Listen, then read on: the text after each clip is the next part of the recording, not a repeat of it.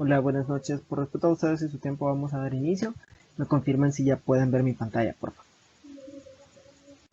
Y si me escuchan bien también.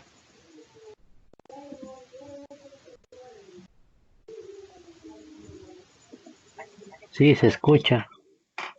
Gracias. Muy bien. Y ya pueden ver mi pantalla, ¿verdad? Bueno. em, para con quienes no había tenido el placer de interactuar en alguna de las sesiones previas, me presento. Mi nombre es Cristian Vladimir Amaya. Soy estudiante egresado de la licenciatura en Relaciones Internacionales y pues he estado participando como en el proceso de tutorías para estudiantes de nuevo ingreso y como tutor particularmente para el área de lenguaje y literatura. En la agenda de esta noche vamos a ver en primer lugar lo que es la ortografía, las letras, el uso de las letras, y luego ya vamos a entrar un poquito en las reglas ortográficas. El objetivo es poder cubrir con toda la agenda, pero pues la vamos a ir desarrollando paso a paso. Si tienen alguna duda, pues por favor me la hacen saber en tiempo real, ¿no? Eh, en primer lugar, definimos qué es la ortografía y me gustaría como escuchar un poquito de sus opiniones para poder pues ver un poco de qué entienden ustedes por ortografía, qué conocemos de esta disciplina.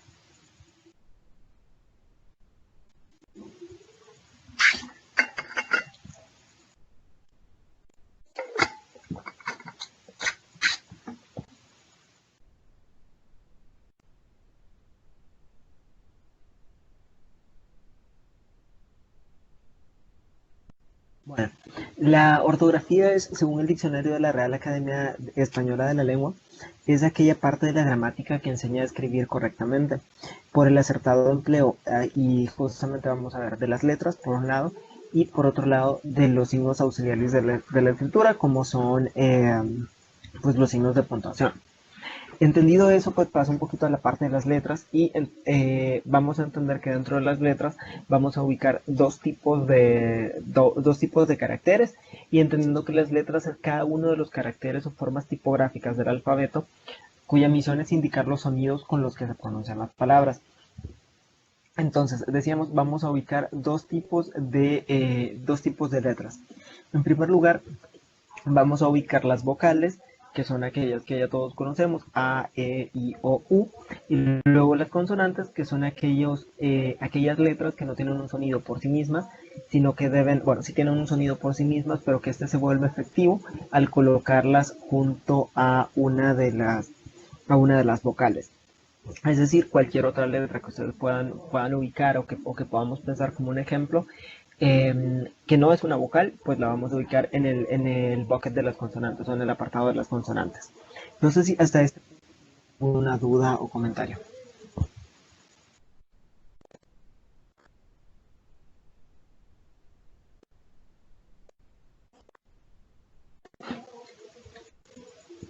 Bien, bueno, una vez entendemos qué es la letra, qué son las letras como parte de los elementos constructores de la ortografía dentro del lenguaje, pues pasamos a entender qué son las sílabas. Las sílabas son aquellas que, si bien normalmente un vocablo de letras da a entender los caracteres escritos de que se pronuncian en la emisión de la voz, pero en las sílabas como tal son aquellos conjuntos o son aquellas combinaciones más bien de una letra consonante, una letra vocal y que un conjunto de sílabas me va a conformar una palabra, ¿no? Como la expresión mínima dentro de la lengua. Entonces, es importante destacar, por ejemplo, que vamos a encontrar eh, que hay palabras monosílabas, que son aquellas que solamente tienen una sílaba. Vamos a encontrar palabras de dos sílabas, que serán aquellas bisílabas, trisílabas, de tres sílabas, y cuatrisílabas y quintosílabas, que tendrán, pues dependerá de la cantidad de sílabas que se puedan encontrar dentro de la palabra, así la categoría a la que éstas pertenezcan.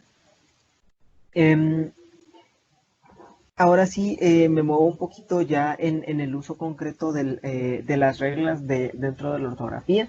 No sé si hasta esta parte introductoria teníamos alguna duda o comentario.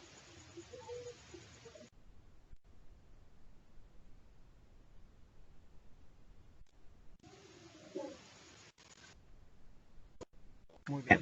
Bueno, empezamos con el uso de la B. La B, en primer lugar, lo que vamos a ir haciendo es ir viendo cada norma que aplica en el uso de la B y algunos ejemplos de cada uno de ellos, también algunas excepciones que apliquen según la letra. En el uso de la B, pues se escribe delante de cualquier consonante y en las palabras terminadas en B. Por ejemplo, blanco, bloque, mueble, blusa, brazo, brillar, subrayar, pueblo, broma y bruja, ¿no? Además, se escriben con B todas aquellas palabras que empiezan con la sílaba bu, bur, bus o el vocablo vivo, eh, como por ejemplo burro, buque, burbuja, burla, buscar, busto, biblioteca, bibliotecario. Entre las excepciones a esta norma podemos encontrar vuestro, que es una excepción a la segunda norma que comentábamos, vuestra, vuestros, vuestras, eh, que deberíamos tener que funcionan con un BU.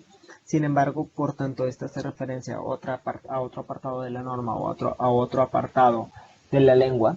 Entonces, estos están caracterizados con una V y se considerarán una excepción a esta norma. Dentro del uso de la B tenemos también que se escriben con B las palabras que empiezan con bi, bis, bis, que significa, cuando significa dos veces, abo o abu, teniendo como ejemplos bienio, bizcocho, bisabuelo, bisnieto, bisiesto, perdón, bisnieto, bizcocho. Y también que se escriben con B las palabras que empiezan con bea, bien, bene. Ejemplo, Beatriz, bien, bienestar, beneficio. Y dentro de ellas encontraremos algunas excepciones también. Por ejemplo, Vizcaya, Vizconde, Abocar, Abutarda. Y a la segunda norma encontraremos excepciones como vea, que hace referencia al verbo. Y si ustedes se fijan, todas las conjugaciones de este verbo son una excepción a la norma. Viento, vientre, Viena, venerar, Venezuela y Venecia, como algunos ejemplos también de excepciones que pueden existir. Es importante tener en cuenta que las excepciones no, justamente escapan un poco de la lógica de la norma y puede tener que ver con el origen específico de estas otras palabras y que no necesariamente haga referencia a lo que convencionalmente conocemos en español. No sé si de estas normas, de las cuatro que veíamos hasta ahorita, tenemos alguna duda o comentario.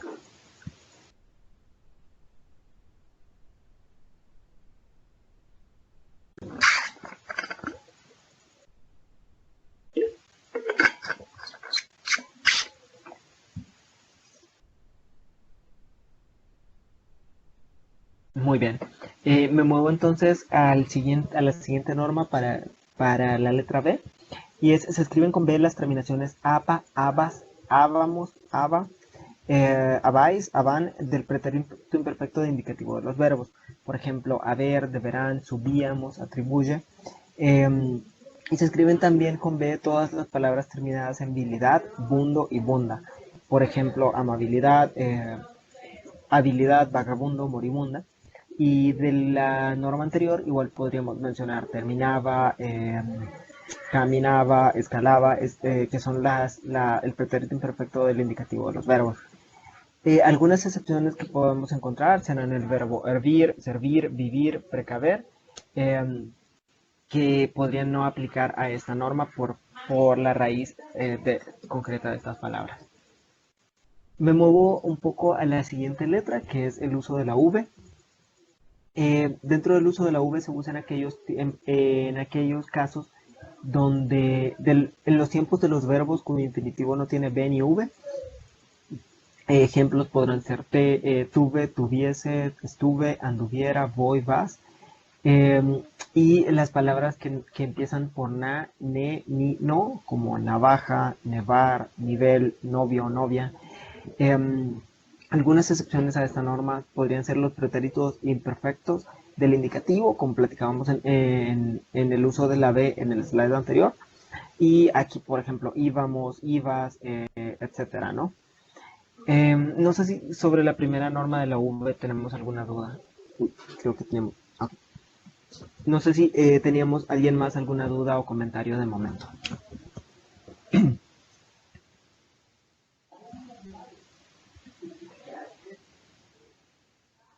Muy bien.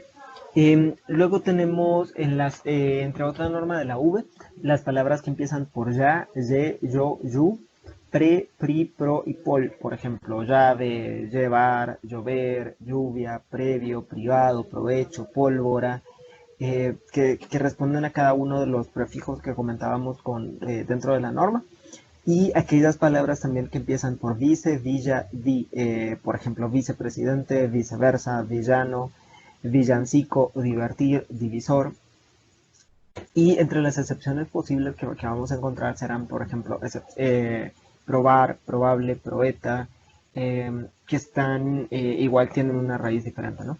Las excepciones a la segunda norma, específicamente para la parte de di, es todas aquellas que son conjugaciones o de alguna manera em, que tienen su origen en el verbo dibujar o en la expresión dibujo y que están relacionadas con ello, es decir, el verbo dibujar en cualquiera de sus conjugaciones o la expresión dibujo en cualquiera de sus connotaciones.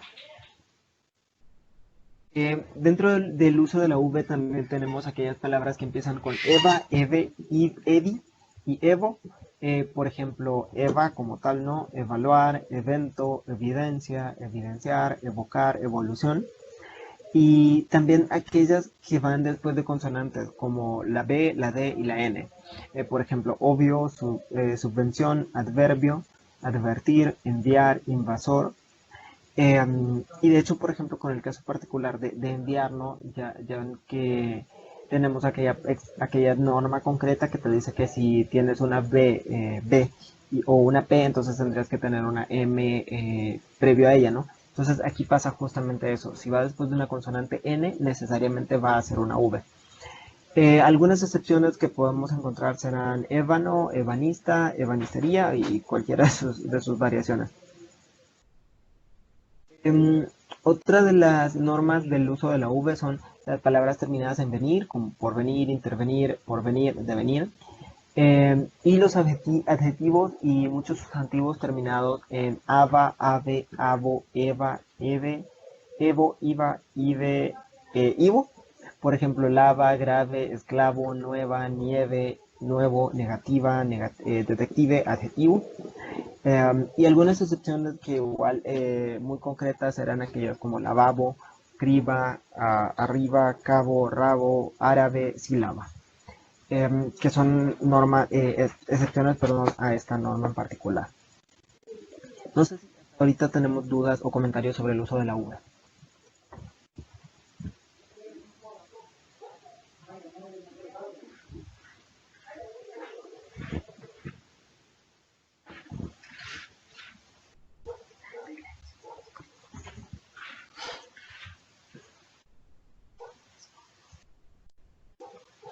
Listo, gracias, Osmin.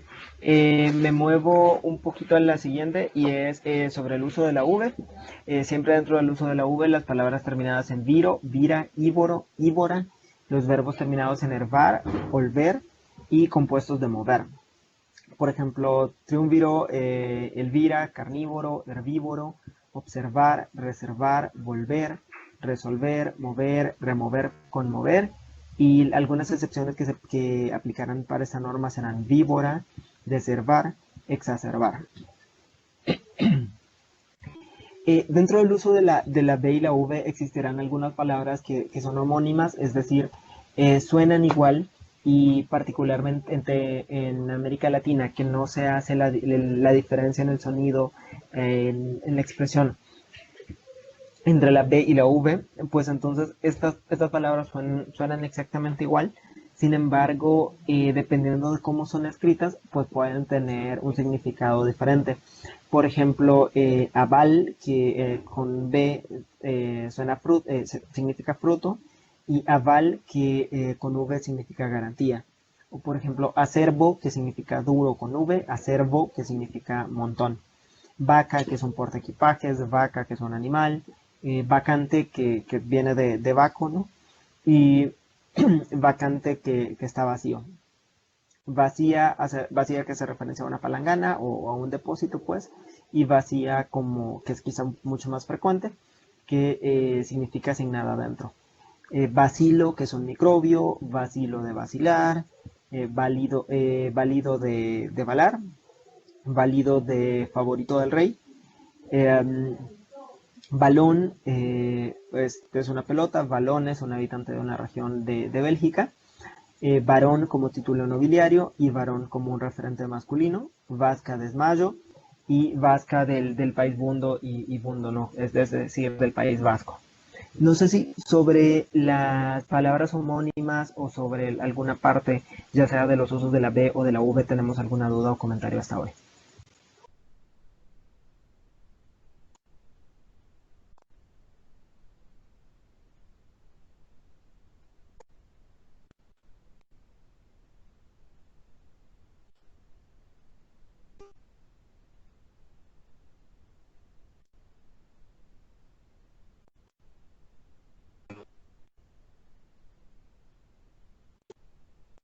Listo, gracias, Kenia. Me muevo entonces ahora a una letra diferente y es el uso de la H. Para el uso de la H, en primer lugar, vamos a identificar las palabras que empiezan por más una vocal. Es decir, por ejemplo, humano, humo, húmedo, humilde, humor. Si se fijan, todas estas tienen en común que es la expresión más seguida directamente por una vocal. Y las palabras que empiezan por ue, ui, ia, ie y sus derivados compuestos, como hueco, huir, hiato, hielo. Y si vamos a encontrar algunas excepciones, por ejemplo, osario, óseo, ovario, óvulo, ovoide, oval, ovíparo. Y también es muy curioso el caso de oquedad, que hace referencia al hecho de que algo tenga un hueco, pero si bien hueco lo escribimos con H, no, oquedad no. Y otros como orfandad, orfanato, que también pueden aplicar como algunas excepciones a esta normativa. Em, También vamos a encontrar aquellas palabras que empiezan por hiper, hipo, either, eh, IGR, EMI y IOCP, como hipérbole, hipopótamo, hidroavión, higrómetro, hemiciclo, hospedaje, hospitalidad.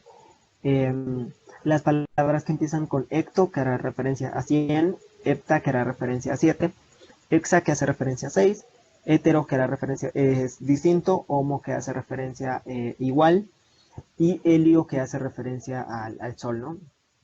Como hectómetro, heptaedro, hexágono, heterogéneo, homófono, helio.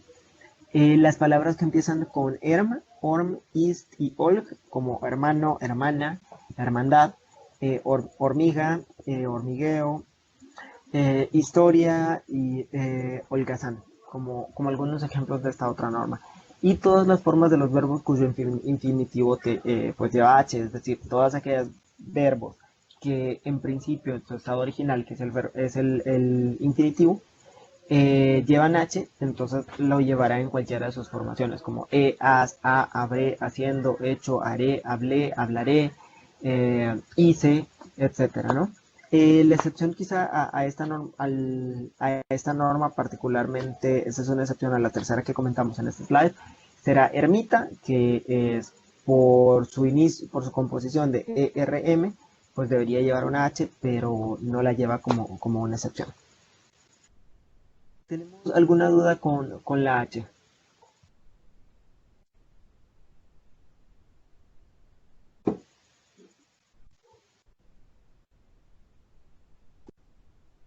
Bueno, me muevo entonces al uso de la G.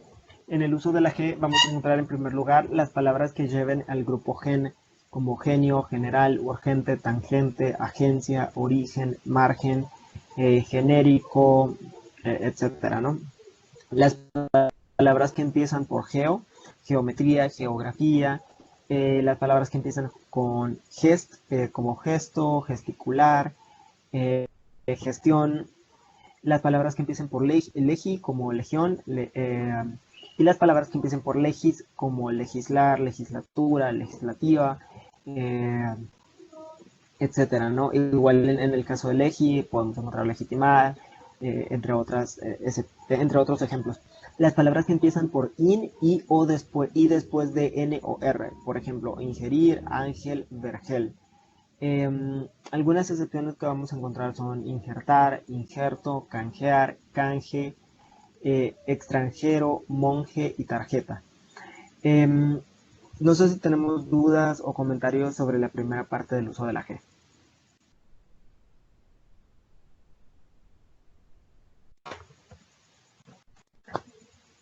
Gracias, Kimberly. Muy bien. En el uso de la G, pues ya concretamente podemos encontrar o orientación de uso, pues algunas normas más, como son las palabras en las que el fonema velar sonoro precede a cualquier consonante, pertenezcan a la misma sílaba, como glacial, gramo, grito, dogmático, impregnar, maligno, repugnancia. Las palabras que empiezan por el elemento compositivo gest, y esto igual se relaciona un poco con las que vemos en el slide anterior, como gesta, gestación, gestor, gestear, gesticulador. Las palabras que empiezan por el elemento compositivo geo, que significará tierra, geografía, geometría, geodesia, geología, geomagnetismo, geopolítica, o cualquier expresión que podamos identificar, ¿no? Las palabras que terminan en gélico, genario, genio, génico, genio, génito, gesimal, gésimo y gético.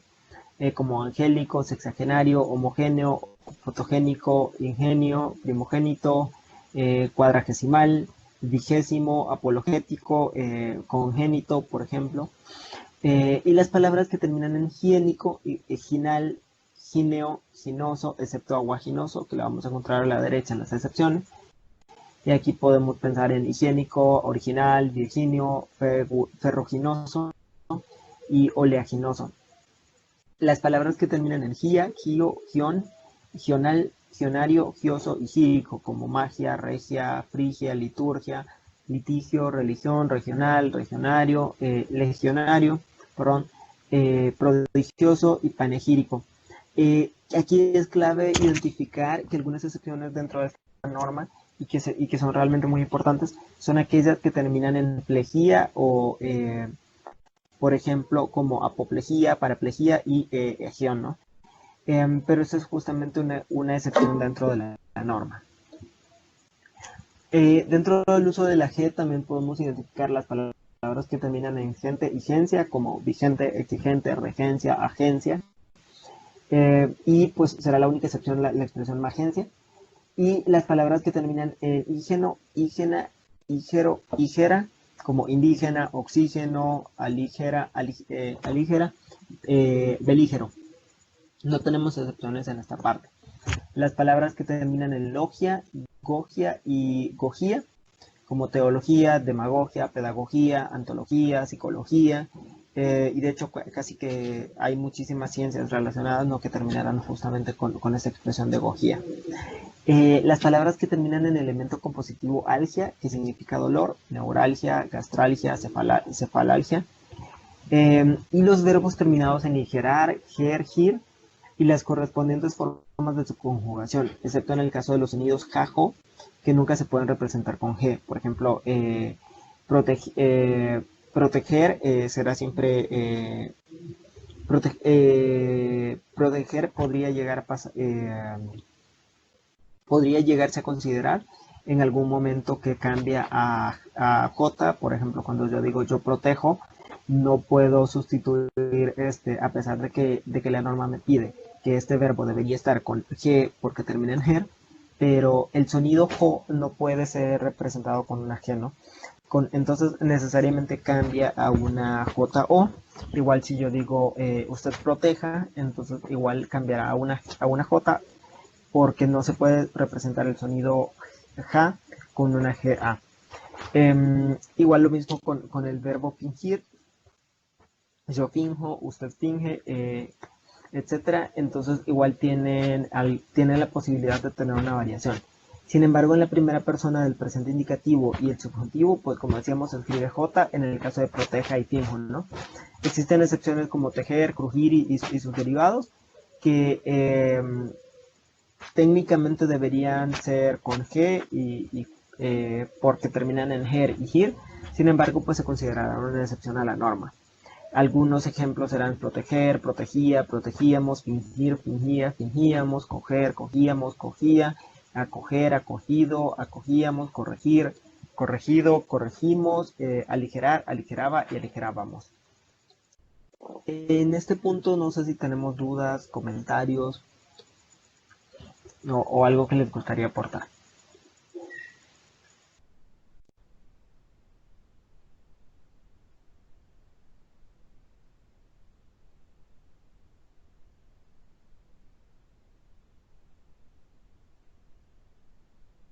Muy bien, me muevo entonces a la siguiente parte, que es el uso de la J. En el uso de la J vamos a encontrar como primera norma las palabras derivadas de voces que tienen J ante las vocales A, O y U. Es decir, caja, cajero, cajita, lisonja, lisonjear, cojo, cojear, por mencionar algunos ejemplos. Y no encontramos, para efectos del ejemplo, ninguna excepción que pueda aplicar. Las voces del uso actual que terminan en aje, eje, como coraje, hereje, garaje, y pueden existir algunas excepciones como ambajes, enalaje y palaje e hipalaje, que pues igual sí tienen una raíz diferente, ¿no? Las palabras que acaban en jería, como cerrajería, conserjería, extranjería. Las formas verbales de los infinitivos que terminan en jar y la de los verbos terminados en ger y gir, como trabajar y todas sus conjugaciones, el verbo empujar y todas sus conjugaciones, el verbo crujir y el verbo tejer, que estos últimos dos en particular decíamos en el slide anterior que eran excepciones a la norma de ger en la G. Los verbos terminados en gear, así como sus correspondientes formas verbales, como canjear y todas sus conjugaciones, homenajear y todas sus conjugaciones, cojear y todas sus conjugaciones. El pretérito perfecto simple y el pretérito imperfecto futuro del subjuntivo de los verbos traer, decir y sus derivados, y de los verbos terminados en docir, como traer, traje, trajera, decir, dije, dijera, predecir, predijéramos, conducir, condujera, por mencionar algunos ejemplos también. Al igual que con la B y con la V, existen con la J y la G pues palabras homónimas que suenan exactamente igual, pero pueden tener variaciones dependiendo de cómo estén escritas y por tanto su significado cambia radicalmente. Por ejemplo, agito, no, disculpa, agito del verbo agitar, agito como un ajo pequeño, jeta natural de un pueblecita, jeta como cara u hocico, gira como excursión, también del verbo girar, y gira como merienda o descosido. Gira, entendiéndose de descosido como una relación de la expresión girón. Grajea, pastilla, grajea del verbo grajear, ingerir, tragar, ingerirse, que es como inmiscuirse o involucrarse, vejete del verbo vegetar y vejete como diminutivo de viejo. No sé si tenemos dudas o comentarios sobre el uso de la J.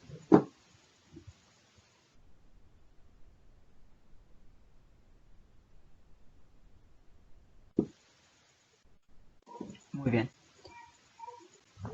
No creo que alguien esté escribiendo.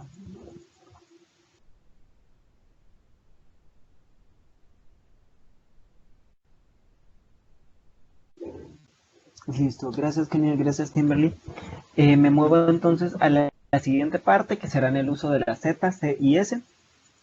En el caso de estas expresiones en particular, pues es importante mencionar que existen, tanto en América como en algunas regiones de España, un fenómeno que se conoce como ceseo, que es que la Z, C y S, pues suenan exactamente igual, ¿no? Ahora, lo que sucede es que estas palabras, pues dentro de estas tres también tenemos algunas expresiones homónimas y que es importante identificar dependiendo de cómo estén escritas cuál puede ser su significado. Para efectos de la explicación se han colocado algunos ejemplos, como bracero, que significa es un jornalero o peón, y de hecho aquí hace mucho sentido porque aquellas expresiones que vienen de una palabra que se escribe con Z, que para el caso es brazo, se transforman en una C. Entonces brazo se transforma en bracero, y luego bracero con S, que será un recipiente en el que se hace fuego para calentarse, y viene de la expresión brasas. Cebo, que es comida para animales, y es engaño para atraer, que es lo que se usa para pescar, y el cebo, que es la grasa sólida de los animales. Cegar, que es dejar ciego, vislumbrar o tapar, y cegar, que es cortar la hierba o las mieses, o este acto, ¿no? de cortar justamente eso, hierba o plantas. Cenador, que es el espacio entre los jardines y está cercado y está rodeado de plantas, ya que sobre todo en los jardines antiguos existía como un jardín central que estaba cerrado y pues estaba rodeado de plantas y ahí adentro usualmente habían como banquitas y ese tipo de cosas. Eso es un senador. Y luego un senador con ese es una persona que pertenece al Estado, probablemente es un legislador. Cerrar, que es asegurar una puerta con la cerradura, taparla. Y cerrar con ese, que es cortar con una sierra. Cesión, que es del verbo ceder. Yo cedo o renuncio, traspaso, entrego X actividad o X bien. Y sesión, que justamente hará referencia a una reunión o a una sesión como la que estamos teniendo en este momento. No sé si tenemos dudas.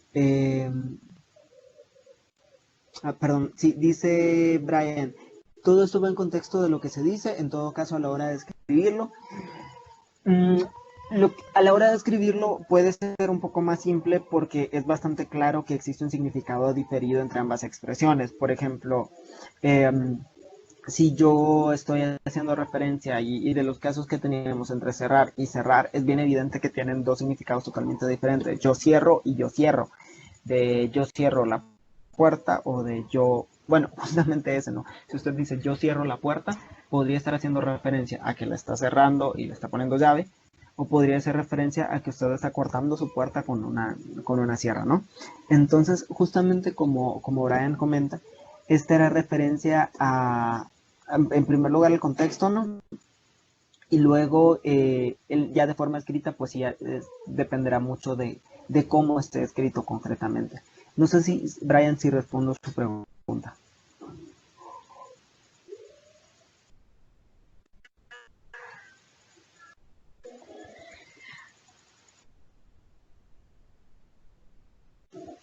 Listo. Muy bien. Me muevo entonces un poco a la parte del uso de la R y la doble R. Se escribirá con R al principio y al final de cada palabra. Al principio suena fuerte y al final suena suave. Es decir, por ejemplo, ramo, rico, rana, rumor, calor, temer, amar.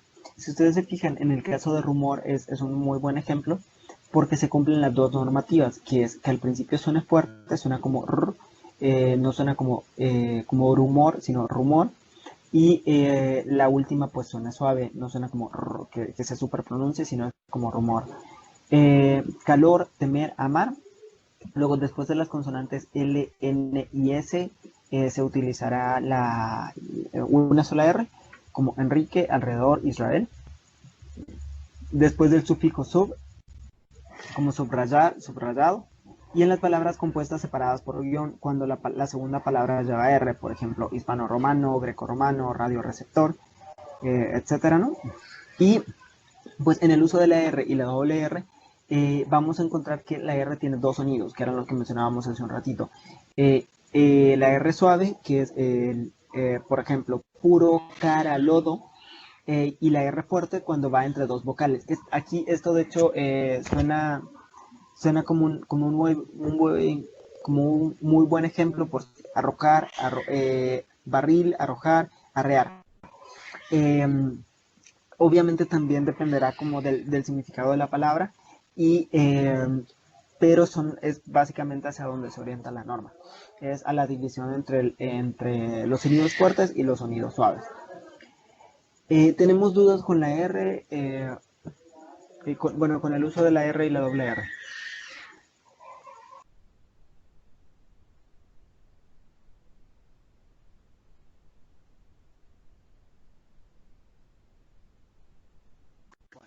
Gracias, Brian. Me muevo al uso de la letra X. Se escriben con X las palabras que empiezan por extra o ex, que son preposiciones latinas, cuando significan fuera de o cargo, que ya no se tiene, como extraño, extranjero, extranjer, existir, extremo, exministro, exalcalde, para el caso particular de las que significan fuera de o cargo que ya no se tiene, exnovio, exnovia, expareja, exmilitar, expresidente. Se escribe X delante de las sílabas pla, pli, plo, ple, perdón, pla, pli, pro, pla, pli, plo, pre, pri, pro, como explanada, explicar, explotar, expreso, exprimir, expropiar. y la única excepción que se identifica hoy por hoy es pliego. Luego, pues, otras palabras con X serán texto, óxido, próximo, flexible, maxilar, sexagesimal, etcétera. Hay todo un conjunto de expresiones que se pueden utilizar que no necesariamente están vinculadas a una norma en específico, sino más bien tienen un significado concreto. La letra Y se escribe al principio de la palabra cuando va seguido de vocal, como ya, yo, yeso, yate, yacimiento, yegua, yema. Y al final de la palabra, si la letra no recae, si sobre la letra no recae el acento, por ejemplo, ay, hoy, rey, ley, muy, buey, convoy, voy, soy, estoy. Y en los plurales de la palabra que en singular terminan en Y, ¿no? Como leyes, que el singular de la palabra es ley. El plural será leyes, buey, bueyes, rey, reyes. Algunas excepciones serán como G6 y Girigáis, que son algunas, más bien son adaptaciones de expresiones inglesas. La conjunción copulativa y, que es como Pedro y Juan, María, Isabel y María, y en los tiempos de los verbos cuyo infinitivo no lleva ni Y ni doble L, como poseyendo, oyese, cayó, vaya, creyó, huyó, recluyó. Y quizá la única norma clave que cabe destacar igual sobre la letra I y que no la tenemos en el material es que en aquellos escenarios donde la siguiente palabra inicia con la letra I, entonces no vamos a utilizar una Y como conjunción, sino que utilizamos la expresión E. Por ejemplo, acá no diríamos Isabel y María, no diríamos, perdón, María y Isabel, sino que la expresión correcta sería María e Isabel, para efectos del ejemplo. ¿Tenemos hasta aquí alguna duda o comentario?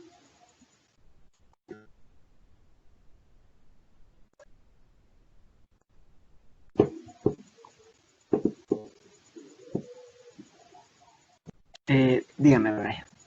Adelante.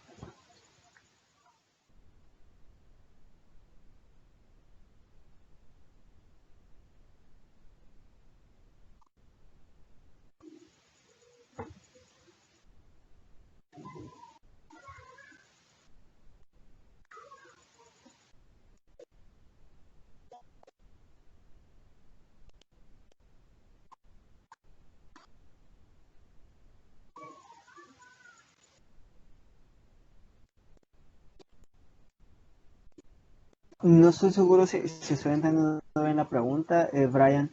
Es decir, cuando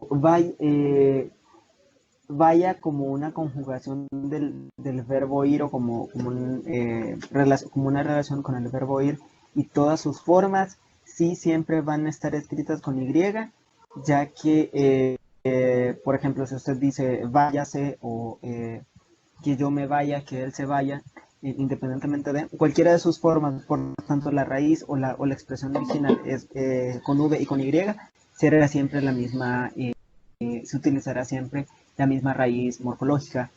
Si existiese, si por ejemplo hace referencia a algo totalmente diferente como una valla de fruta, entonces esa sí está escrita con B.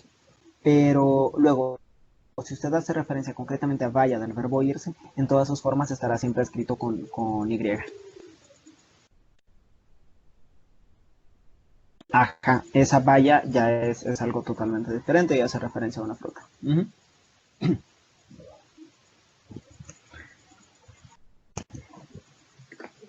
A la orden, Brian. Me muevo a la parte del uso de las mayúsculas. En el uso de las mayúsculas la normativa sí es un poquito más amplia y en primer lugar se escribirá con mayúsculas la primera palabra de un escrito y después de un punto y seguido y aparte. Por ejemplo, el camión circulaba despacio, tiene un punto al inicio y luego tiene inicial mayúscula, luego hay un punto y seguido y los coches, esa expresión los coches lo hacemos con inicial mayúscula. Después de un dos puntos cuando se citan palabras textuales, dice el refrán, días de mucho, vísperas de poco. Entonces acá el refrán está entrecomillado y justamente inicia con una inicial mayúscula después de los puntos. A continuación del saludo de las cartas, por ejemplo, mi querido amigo, estimados todos, y luego recibí tu felicitación. Ese recibí lo colocamos con inicial mayúscula. La primera palabra que sigue el signo de cierre de interrogación o exclamación, a no ser que lleve coma. ¿Cómo? Habla más alto. Qué alegría verte pronto. Que son, ahí tenemos la H y la V, pues son inicial mayúscula, por tanto están justamente después de un signo de admiración y de un signo de interrogación, perdón, y de un signo de admiración correspondientemente. Los nombres, apellidos, sobrenombres y apodos de personas. Juan, Fernando III el Santo, Pérez, Guzmán el Bueno.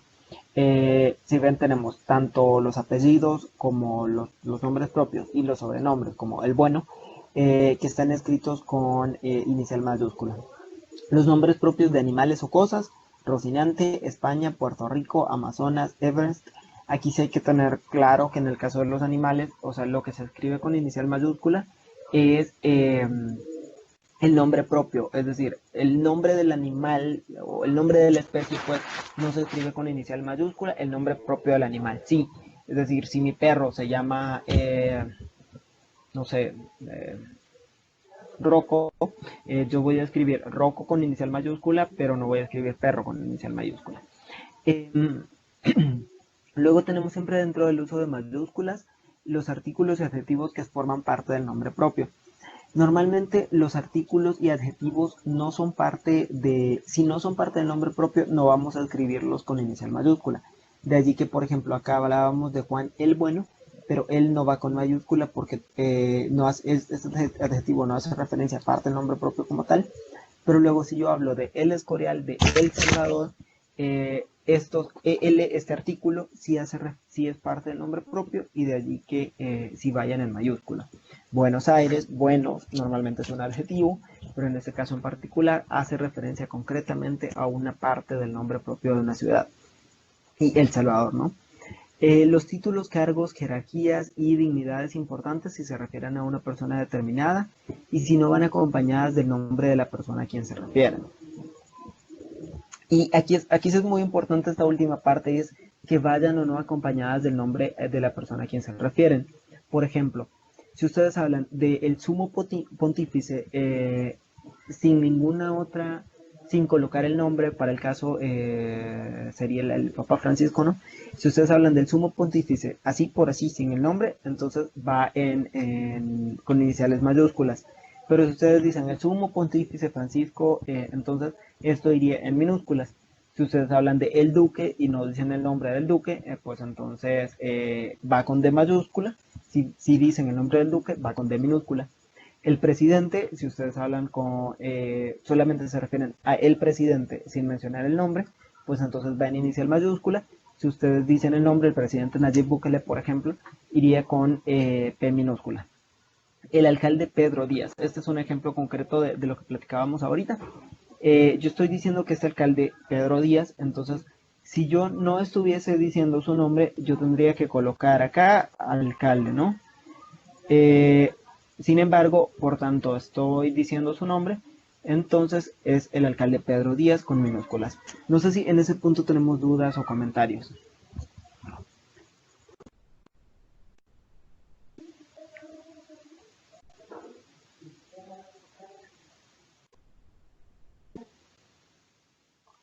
Muy bien. Los tratamientos de cortesía, especialmente si van en una abreviatura, con la excepción de usted, si va escrita la palabra entera.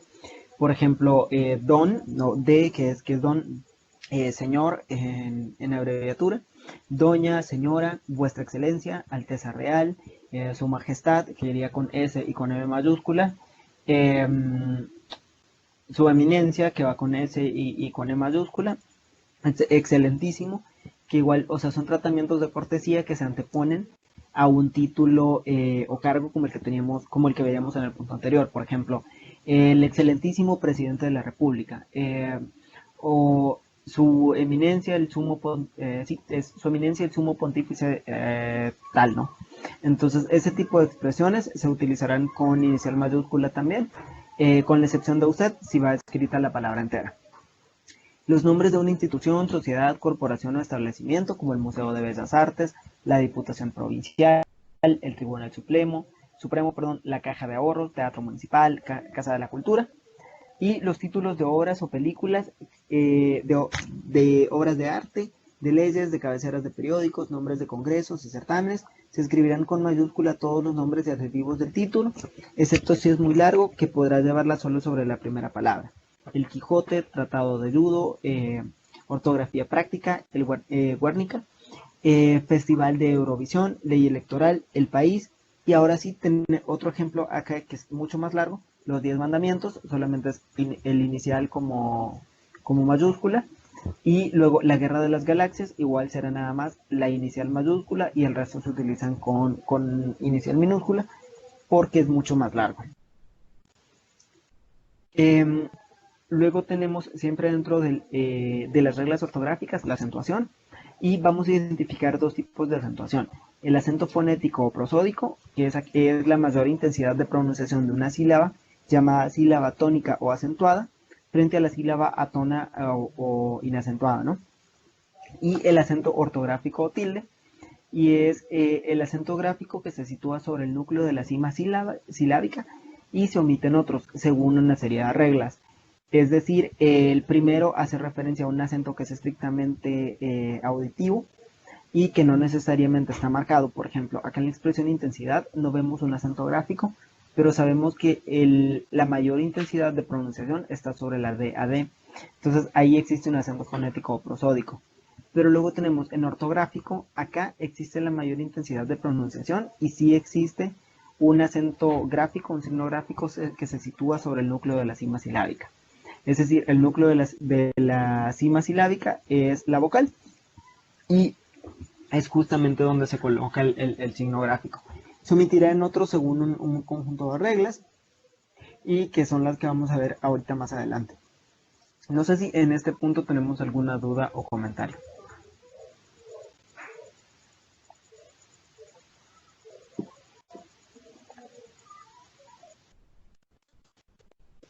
Muy bien.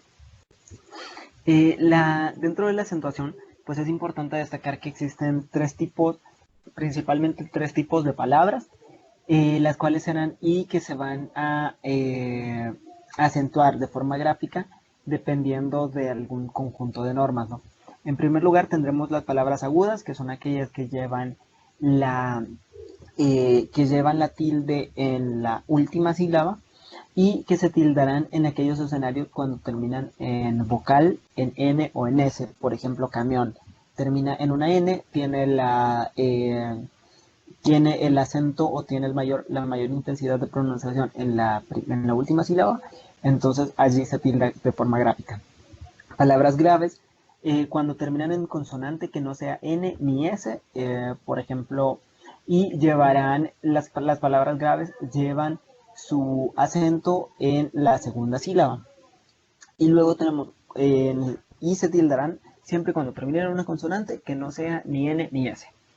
Y las palabras esdrújulas y sobresdrújulas, que son aquellas que siempre llevan tilde y serán esdrújulas aquellas que lo tengan en la tercera sílaba, siempre las vamos a contar de la derecha hacia la izquierda, y sobresdrújulas cuando estén en la cuarta fila. Siempre dentro de la acentuación vamos a identificar un fenómeno particular que se llama diptongos y son las combinaciones de vocales, como una vocal abierta como A, E, O y vocales cerradas como I, U, y que pues las vocales están categorizadas así por el sonido que se hace, más bien por la forma en la que se coloca la boca al mencionarlas. Y en un orden inverso, pues será decíamos un diptongo cuando tengamos una vocal abierta más una vocal cerrada, como AI, EU, OI. Y en un orden inverso, que tengamos vocal cerrada más vocal abierta, siempre que la vocal cerrada no sea tónica, es decir, no sean aquellas en las que está tildada. Amáis, peine, alcaloide, aplauso, Eugenio, estadounidense, suave, huevo, continuo, confiado, viento y canción. Esto es justamente lo que conoceremos como un diptongo. Y son vocales, aquellos escenarios cuando tengamos dos vocales cerradas distintas, como huida, ciudad, jesuita, 21, diurno y viudo. Acá lo que se busca destacar es que las palabras con diptongo se acentúan solamente si les corresponde siguiendo las reglas generales de acentuación, pero Fuera de ello, o sea, el hecho de que tengamos un diptongo no necesariamente implica que las vamos a tildar. Y la tilde se colocará sobre la vocal abierta. Por ejemplo, en náutico, que acá tenemos un diptongo por A y U, entonces se colocará la tilde sobre la A, que es la vocal abierta. Adiós, que es donde O es la vocal abierta, después. Y cuando hay dos vocales cerradas, se colocará sobre la segunda vocal, como acuífero. No sé si tenemos alguna duda sobre las normas de acentuación.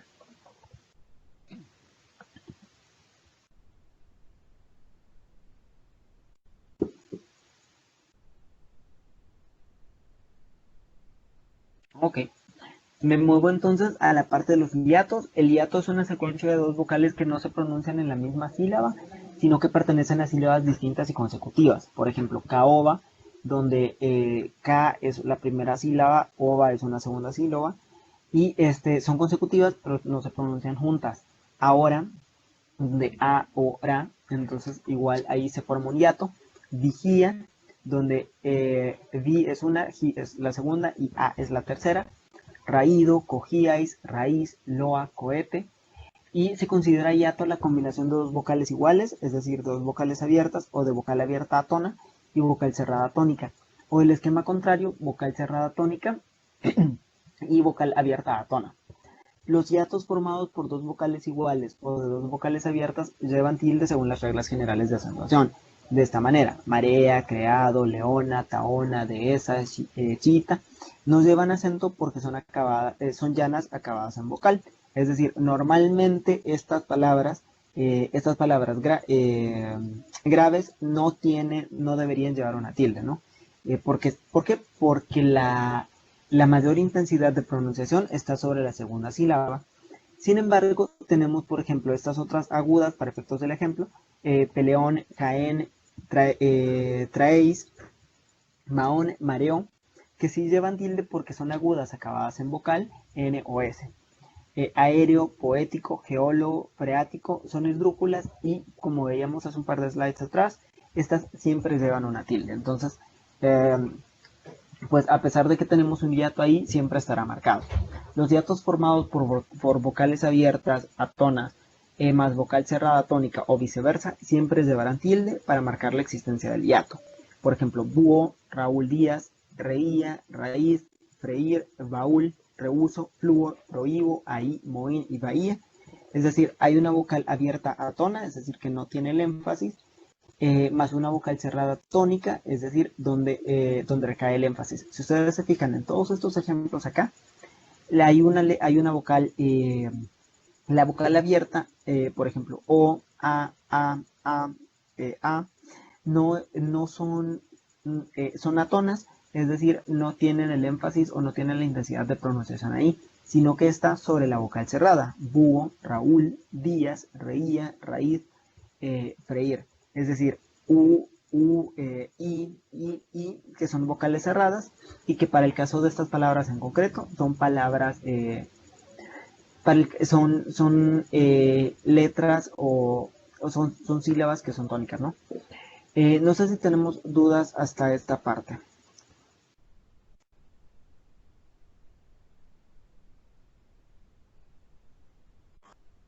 Bueno, me muevo a la parte de la tilde diacrítica.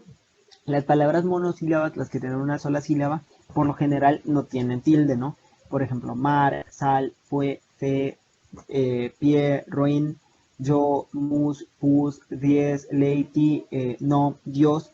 Sin embargo, determinados monosílabos prosódicamente acentuados, es decir, que tienen un acento no visible, los escribimos con tilde para diferenciarlos de los homófonos suyos. También prosódicamente acentuados, que pertenecen a otra categoría o subcategoría gramatical. El acento ortográfico que sirve para diferenciar la función gramatical de unas palabras de las otras se denomina tilde diacrítica. El ejemplo más común de la tilde diacrítica es el caso de más, donde más cuando significa suma o cuando significa cantidad de yo tengo más hambre que tú, entonces más sí va tildado, pero cuando más hace referencia a la expresión pero o sin embargo, el más no va tildado. ¿Por qué? Porque está haciendo referencia es justamente un caso de una tilde diacrítica, donde más lo que hace es darnos concretamente eh, la variación en el significado de la expresión. O igual cuando decimos tú y tú, donde tú con tilde hace referencia a un pronombre personal y donde tú sin tilde hace referencia a un pronombre posesivo, ¿no? Tu celular, tú eres mi amigo, ¿no? Allí es donde marcamos entre la tilde y no colocar tilde. Luego tenemos la tilde en las palabras compuestas. Nada más, antes de pasar a este punto, me gustaría saber si tenemos dudas o comentarios hasta acá.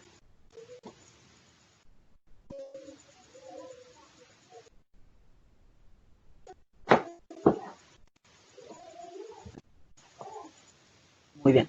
Las palabras compuestas son aquellas que están formadas justamente por dos palabras, como decimoséptimo, cien pies, volei, fútbol. Y normalmente lo que va a suceder en las palabras compuestas es que si estas no están unidas por un guión, la primera palabra va a perder su tilde y la segunda palabra va a conservarla. Por ejemplo, en decimoséptimo, décimo de por sí no lleva una tilde, sino que es prosódico. Pero séptimo sí la lleva, entonces la conserva. Cien pies, volei, fútbol, ahí si ustedes se fijan, mantenemos las tildes de la segunda palabra. Luego, las palabras compuestas por dos o más elementos unidos por guión conservan la tilde en cada uno de sus elementos, teórico, práctico, físico, químico. ¿Por qué? Porque el guión hace justamente esa diferencia entre dos palabras o parte de esas dos palabras y por tanto ambas conservan su independencia gramatical y entonces esto nos permite que podamos utilizar la tilde en ambos casos. Y según algunas normas, pues los compuestos de verbo más complemento no deben llevar tilde. Por ejemplo, sábelo todo, me tomen todo, etc. No deberían llevarlo. Los adverbios terminados en mente siguen una forma especial. Conservarán la tilde si la llevaban cuando eran adjetivos. Es decir, dócil, si lleva una tilde, dócilmente. Útil, útilmente. Fría, fríamente. Alegre, alegremente. Y los monosílabos en general pues no llevarán tilde, excepto aquellos escenarios que necesitan una tilde diacrítica como la que platicábamos. La tilde en palabras compuestas, decíamos pues los adverbios terminados en mente. Este tipo de adverbios son etimológicamente palabras compuestas de un adjetivo singular femenino y el sustantivo mente, que terminó gramaticalizándose en un elemento compositivo. Siguen manteniendo en la pronunciación dos acentos fónicos, es decir, hay dos sonidos que suenan, que tienen intensidad de sonido, perdón, y de allí que el primer elemento del adjetivo mantenga la tilde si se corresponde según las reglas del acento, y el segundo elemento no puede llevar tilde al tratarse de una palabra llana terminada en vocal.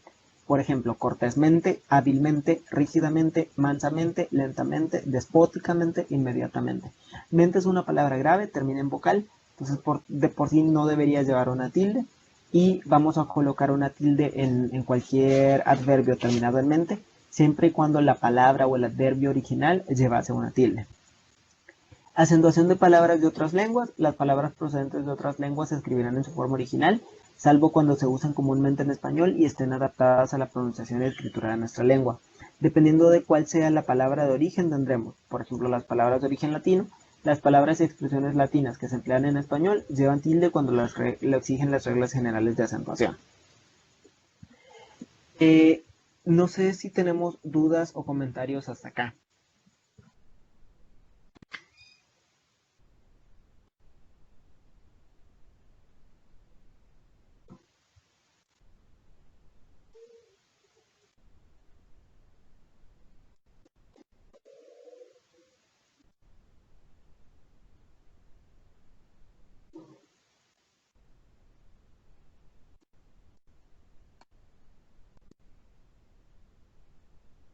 Eso en cuanto a la parte de la acentuación. La siguiente parte que traíamos preparada para la sesión de hoy es, es la parte de los signos de puntuación.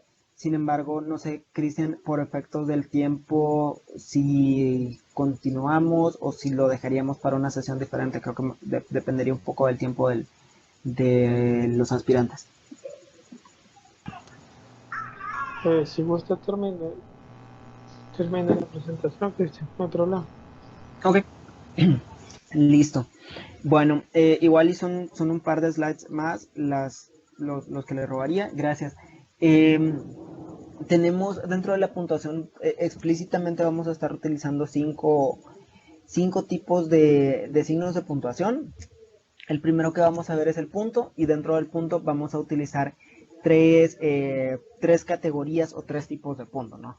Uno, el punto y seguido, que se utiliza cuando se ha terminado una oración y se sigue escribiendo sobre el mismo tema. Dos, el punto y aparte, se usa para indicar que ha finalizado un párrafo. Y tres, el punto y final, indica que ha acabado el escrito. Como decíamos, el punto es una pausa que indica que ha terminado una oración, y se escribe también después de las abreviaturas, en las cantidades escritas con números para separar las unidades de mil y millón, y en los números de página, años y números de teléfono no se escribirá punto. Luego tenemos la coma. Para la coma sí tenemos, no existe como tal dentro de la gramática un conjunto de normas concretas sobre la utilización de la norma. Sin embargo, sí existen normas aceptadas, más bien de una forma consuetudinaria, es decir, por su utilización. Y en primer lugar, por ejemplo, tenemos para aislar los vocativos que van en medio de las oraciones. Por ejemplo, luchad soldados hasta vencer. Acá tenemos luchad soldados, que es justamente el vocativo. Luchad soldados hasta vencer. Luego, para separar las palabras en una enumeración, acá tendríamos, por ejemplo, la riqueza, los honores, los placeres, la gloria, pasan como el humo. Si ustedes se fijan, si tenemos todo esto junto, realmente no hace sentido. Necesitamos como una breve pausa por ahí que nos explique, que nos plantee que eso es justamente una enumeración. Para separar oraciones muy breves pero con sentido completo. Por ejemplo, llegué, vi, vencí. Y quiero acá que ustedes noten que por sí sola, o sea, sin la coma ahí, eso realmente no tiene sentido. Llegué, vi, vencí. Sin embargo, cuando ustedes colocan una coma acá y esto hace referencia justamente a una breve pausa, llegué, vi, vencí. Entonces ahí se nota, de hecho eso es una oración compuesta, y particularmente es un escenario donde se sustituye la conjunción por una coma. Y lo mismo en el segundo caso, acude, corre, vuela, que es un conjunto de indicativos, pero que en su conjunto hacen hacen una oración. Es una oración compuesta, es una oración en la que se eliminan las conjunciones, y que igual tenemos un sujeto tácito, ¿no? Para separarlas de la oración, expresiones como esto es decir, por fin, último, por consiguiente. Entonces acá tendríamos, por último, coma, todos nos fuimos a casa. Para indicar que se ha omitido un verbo. Entonces aquí, por ejemplo, si ustedes se fijan en la primera parte, acá tenemos que el verbo es muy claro. El verbo es hablar, ¿no? Entonces, unos hablan de política. Luego, en la segunda parte, acá no tenemos el verbo no está, escrito como tal. Entonces, sin embargo, hay un verbo ahí, hay un verbo tácito. Entonces, unos hablan de política, otros de negocios. Cuando se invierte el orden lógico de los complementos de la oración, acá normalmente ustedes diríamos, no llegaremos nunca con esta nevada. Sin embargo, invertimos el orden lógico de los complementos de la oración, y entonces decimos, con esta nevada no llegaremos nunca. Ahí colocamos una coma. No sé si tenemos dudas o comentarios sobre el uso de la coma.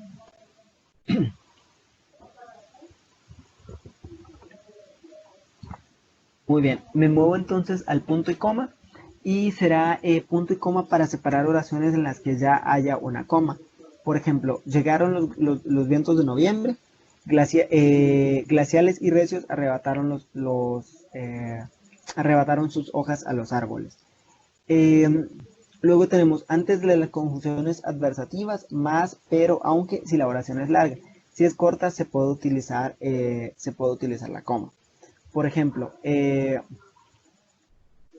podríamos dejarlo acá, todo en amor es triste, más triste y todo es lo mejor que existe. ¿Por qué? Porque es una oración larga, ya hay una coma dentro de la oración, e iría justamente antes de la expresión más. Delante de una oración que resume todo lo dicho con anterioridad. Es decir, por ejemplo, acá, si ustedes se fijan, tenemos El incesante tránsito de los coches, el ruido y el griterío de las calles. Todo me hace creer que hoy es la primera corrida de toros. Esta expresión acá, esta última parte, resume todo lo que se ha dicho con la anterioridad dentro de esa expresión. Entonces allí colocaríamos el punto y coma. Y por último, para separar oraciones yuxtapuestas, es decir, acá donde tendremos que cerrar el negocio, no hay ventas. Es decir, es una misma oración, sin embargo, estas hacen referencia, pues, es una oración compuesta de tipo yuxtapuesta. Entonces, para poderla separar, utilizamos un punto y coma en esta parte. Entonces, si tenemos dudas o comentarios sobre el uso del punto y coma.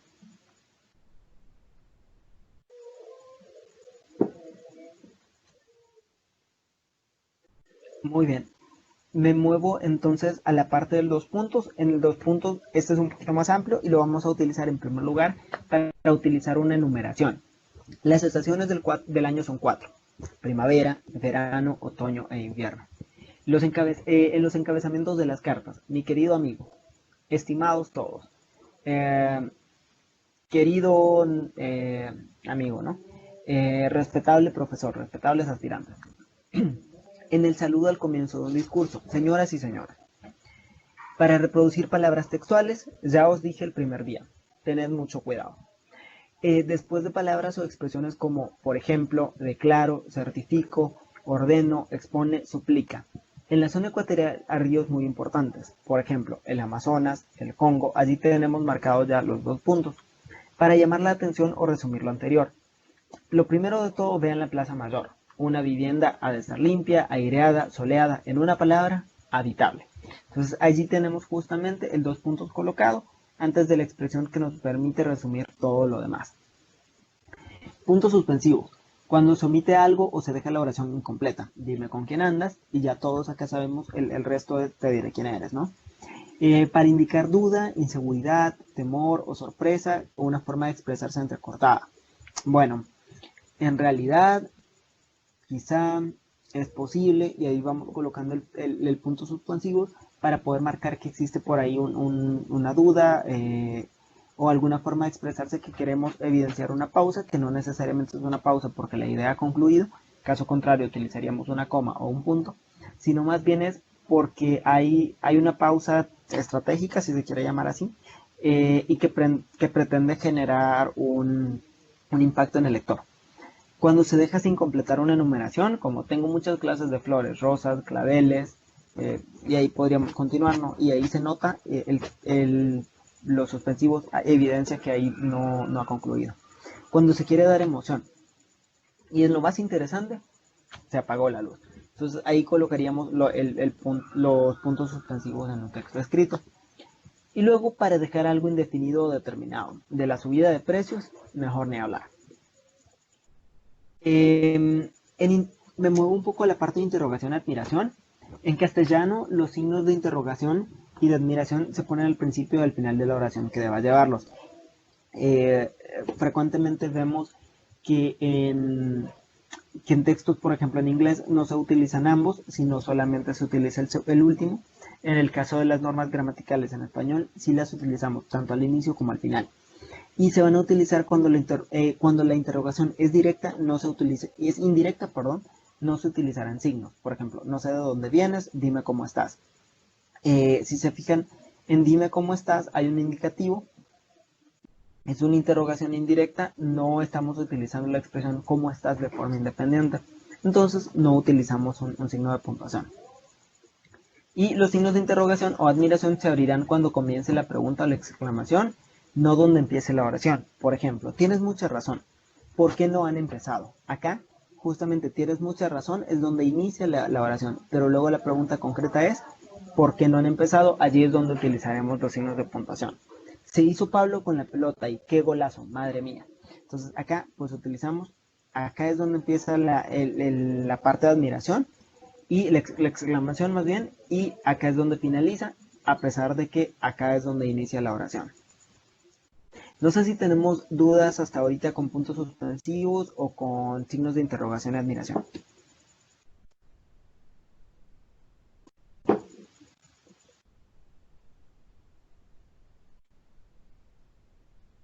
Muy bien. Me muevo entonces a los paréntesis. Aquí los vamos a utilizar para aislar aclaraciones que se intercalen en la oración, lo mismo que el guión. Las hermanas de Pedro, Clara y Sofía, llegarán mañana. Para separar de la oración datos como fechas, páginas, provincia, país, se lee en Machado, página 38, esta importante poesía. El Duero pasa por Toro, Zamora. Al añadir una cantidad de números su equivalente en letra o viceversa. La factura era de 50.000, entre paréntesis, 50.000 en letras, dólares.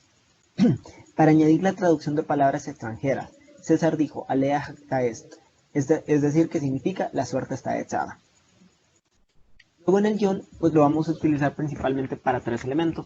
Para unir palabras, es decir, cuando, como hablábamos hace un rato de palabras compuestas, para relacionar 2 fechas, como inicio y final de la Guerra Civil 1936-1939, es la Guerra Civil Española, para cortar palabras al final de línea, promoción, consiguiente. O sea, esta última en particular hace referencia a cuando es un manuscrito y necesitamos saltar a la siguiente línea. Es importante destacar que para cuando se utiliza para unir palabras, en muchos casos son 2 elementos que integran una palabra compuesta, como decíamos hace un rato, histórico alemán, histórico crítico, franco-alemán, bomba trampa, pero también puede ser para expresar relaciones entre palabras simples, por ejemplo, la relación calidad-precio, la dirección norte-sur, el ferrocarril Madrid-Málaga, es decir, hay una relación entre esas 2 y que es expresada por el guión. Diéresis y comillas. Se utiliza diéresis sobre la vocal U de las palabras y, de las sílabas Y y Y cuando queremos que la U se pronuncie, pingüino, vergüenza. Y pues se utilizan comillas para encerrar una cita o frase textual. Contestó Felipe II, yo no mandé a mis barcos a luchar contra los elementos. Para indicar que una palabra se está usando en sentido irónico y no con su significado habitual. Me regaló una caja de cerillas, qué espléndido, ¿no? Hay un poquito de ironía o de sarcasmo en esta parte. Luego para indicar que una palabra pertenece a otro idioma, como sonó la alarma y lo pillaron infraganti. Y para citar el título de un poema o artículo o cualquier otro tipo de expresión, voy a leerlos el poema A uno al moseco. Básicamente ese es el material que yo tenía preparado para ustedes el día de hoy. No sé si tenemos dudas o comentarios.